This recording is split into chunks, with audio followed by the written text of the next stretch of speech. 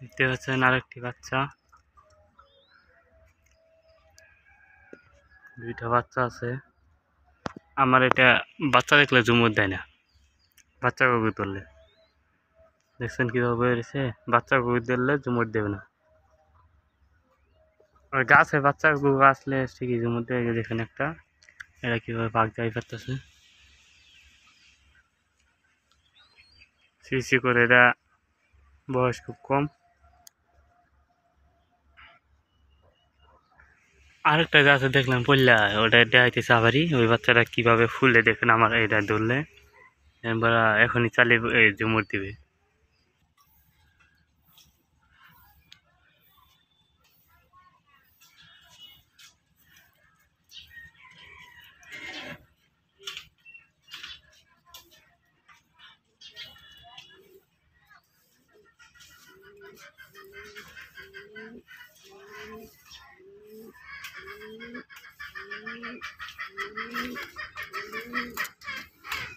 দেখেন আমার দেখে একটু ভয় পাইতেছে।